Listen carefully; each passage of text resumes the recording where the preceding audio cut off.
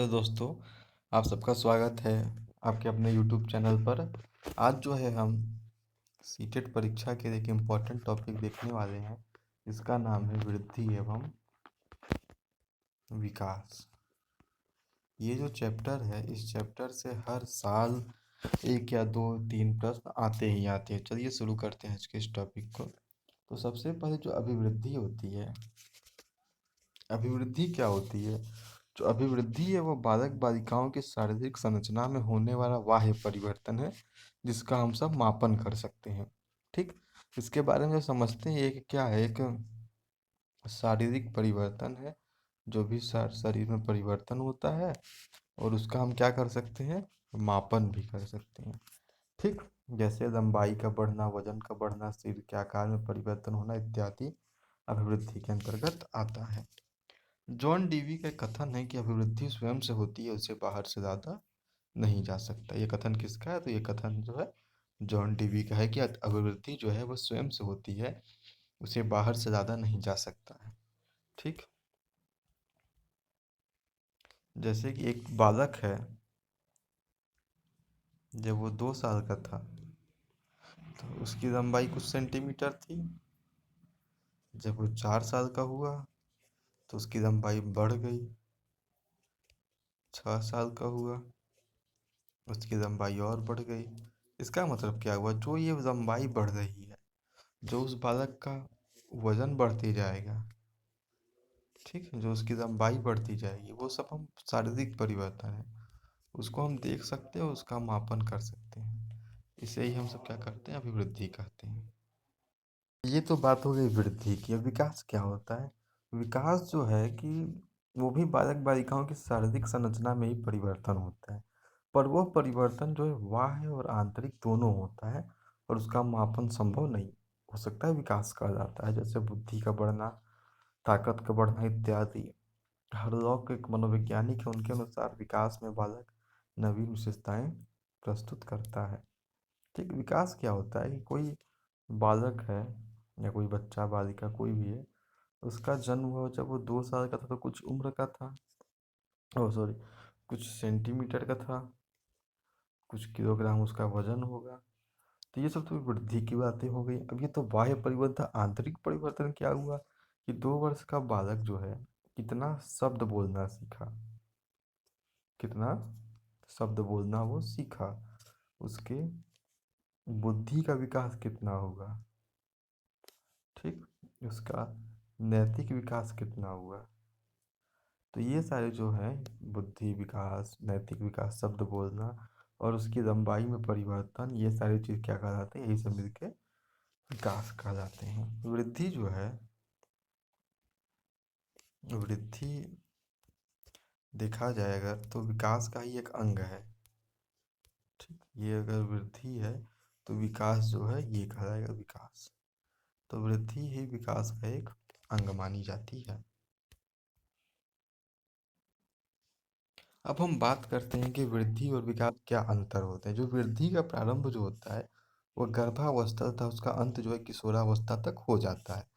मतलब जो गर्भ में बालक रहेगा वहां से उसका विकास वृद्धि शुरू होकर किशोरावस्था तक चला जाएगा, तथा इसकी समय सीमा क्या होती है, सीमित होती है।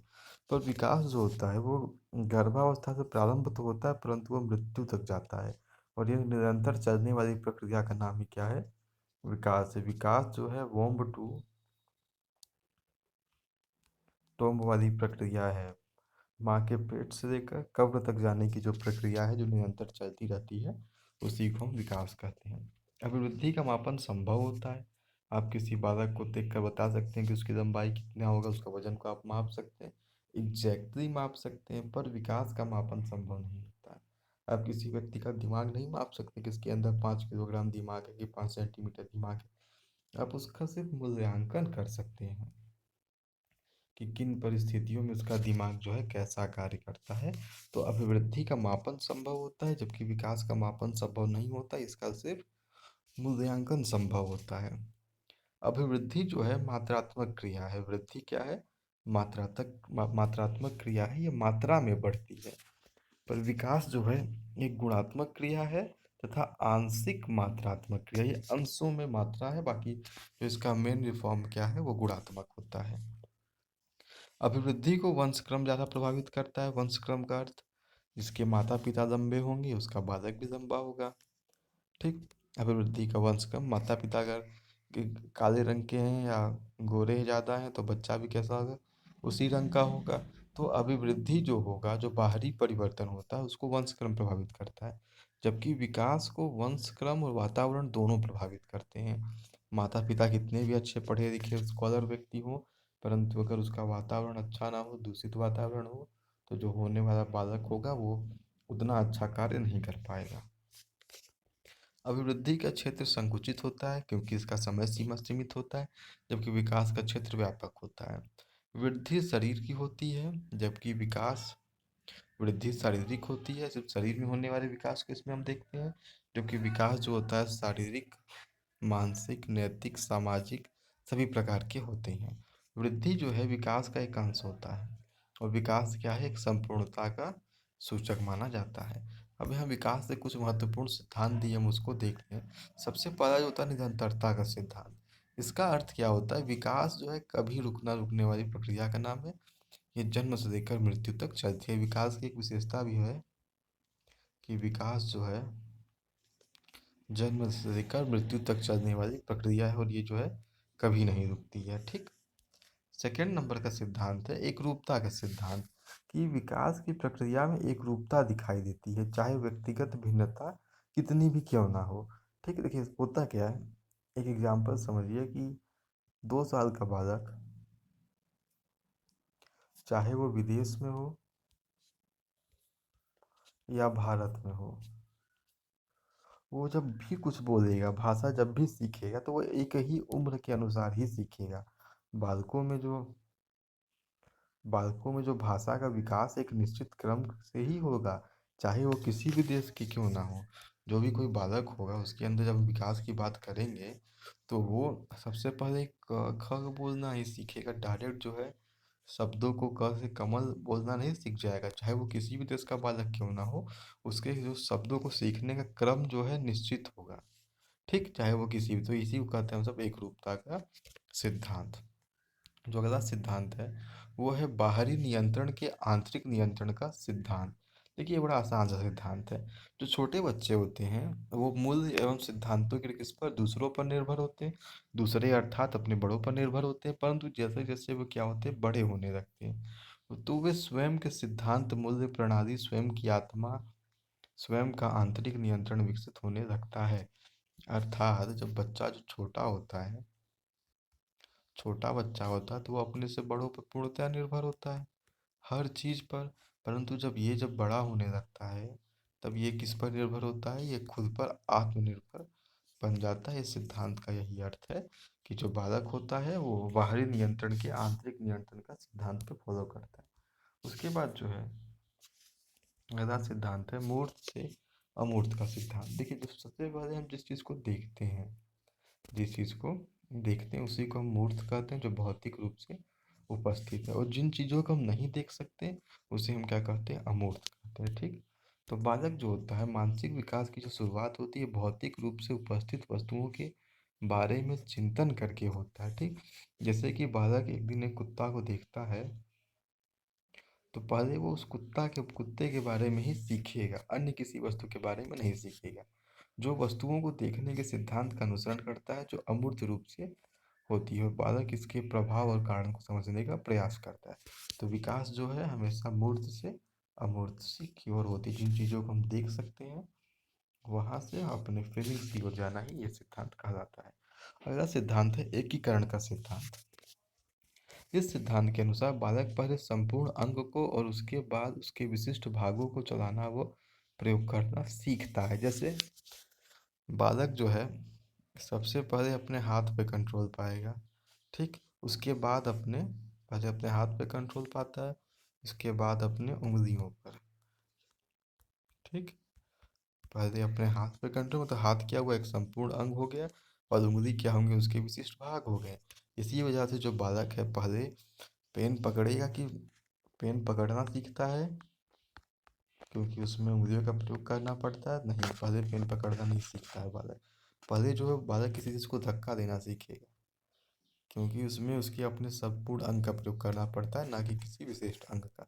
फिर पेन पकड़ना सीखेगा, उसके बाद बालक लिखना सीखता है। इसका क्या अर्थ हुआ, बालक जो है पहले संपूर्ण अंग का प्रयोग करता है, उसके बाद उसके विशिष्ट भागों का। ठीक जैसे बच्चे पूरे हाथ को और बाद में उसकी उंगलियों को हिलाने का प्रयास करता है। अगला सिद्धांत है सामान्य से विशिष्ट के विकास का सिद्धांत। इस सिद्धांत के अनुसार बालक पहले सामान्य बातों की ओर, बाद में उन सभी सामान्य बातों को मिलाकर एक विशिष्ट सिद्धांत बनाना सीखता है। जैसे बच्चा पहले व्यक्ति का नाम, स्थान और वस्तु का नाम जानता है और बाद में जानता है कि किसी व्यक्ति, वस्तु या स्थान के नाम को संज्ञा कहते हैं। ठीक, जैसे अगर हमें किसी बालक को जो है सबसे पहले हम ये नहीं सिखाते क धन म धन ल, इसका अर्थ क्या हुआ, ये बन गया अब हमारा कमल।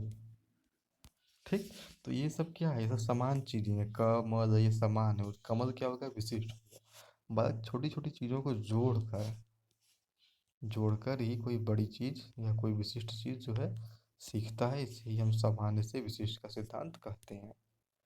अगला सिद्धांत जो है विकास की भविष्यवाणी के सिद्धांत। देखिए, जो भी बच्चे की रुचि होती है, उसकी आवश्यकता है या नहीं सम्मान की, उसकी अभिरुचियां और वृद्धि आदि, इन सारी चीज़ों को देखकर यह पता लगाया जा सकता है कि बच्चे का भविष्य कैसा होने वाला है।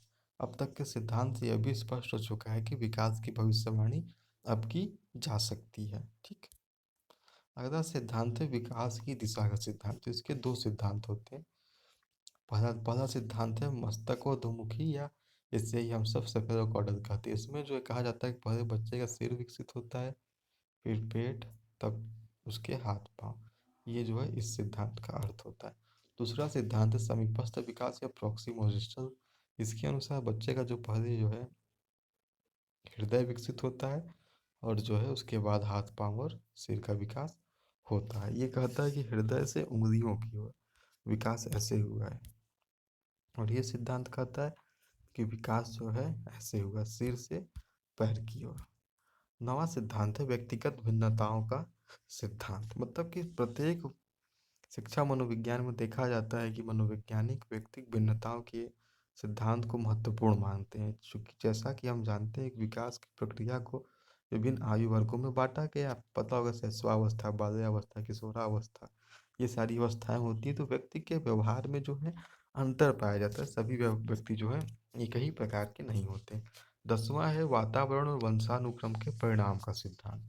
ठीक, वंशानुक्रम को बच्चे के व्यक्तित्व को नींव माना जाता है, और वंशानुक्रम व वातावरण के प्रभाव को विकास के सिद्धांत से अलग नहीं किया जा सकता है। होता क्या है, जो हमारा इन्वायरमेंट है और जो हमारी हेरिडिटी है, उन दोनों में गुणन का संबंध होता है। हमारा जो विकास है संपूर्ण रूप से इस पर निर्भर होता है। दोनों का 50-50% जो है भागीदारी होता है, न किसी का ज़्यादा न किसी का कम। अगला सिद्धांत है संपूर्ण विकास का सिद्धांत। शिक्षा मनोविज्ञान में बालक के सर्वांगीण विकास पर बल दिया जाता है, जिसमें बालक का शारीरिक, मानसिक, सामाजिक, संवेगात्मक व मनोगत्यात्मक विकास सभी पक्ष सम्मिलित कर दिए जाते हैं। ठीक, और अंतिम सिद्धांत होता है परिपक्वता व अधिगम का सिद्धांत।